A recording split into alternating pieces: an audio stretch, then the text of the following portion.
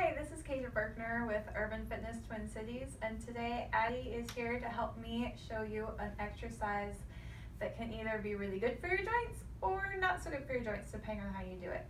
So it's very simple, it's marching, but the way we tend to move our hips with our legs in general tends to lead to us moving our hip with our leg, and it's a ball and socket joint, so your leg is perfectly capable of moving independently of your hip. So that's what we're going to talk about today, is being able to isolate those, because isolating bones and movement in your joints is actually really good for creating space in your joints and making them hurt less. So we're just going to start with some marching. So the key with marching is what we tend to do is we tend to lift our leg and then we start with our hip. Instead, what we want to do is we want to push from underneath the hamstring to lift the knee up so that your hips stay level. You don't want them going up and down, but instead her hips are going to stay the same, yes. So they're parallel to the floor as she's lifting her leg, instead of her hip lifting with her leg. Yeah, so it's also great for balance as well. So what that allows you to do is it allows you to pull up in your abs a little bit and lengthen out of your hips.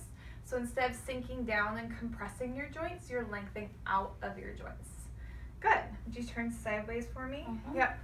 So one of the best ways to think about that is instead of thinking about you're lifting your leg, you're going to think about pressing your leg up from underneath your hamstring. So it's your hamstring that does the work instead of your quad and your hip flexor. They might engage a little bit, but they're big muscles. They like to work. So we really want to find that hamstring muscle.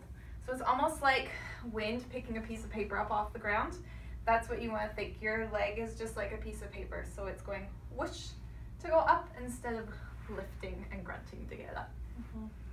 And so when I lift, I'm also not lifting my hip up high with it. Correct. And sinking down into this other Yep, hip. so you have to also shift your weight onto the other legs. Yeah, Because if you just try and keep it where it is, then you have to lift to counterbalance. So if you shift your weight. And if you're having trouble balancing, having something to hold on to and a mirror that you can look at to check to make sure your hips are level is ideal. Awesome, great. Thank you so much. Let us know what you think.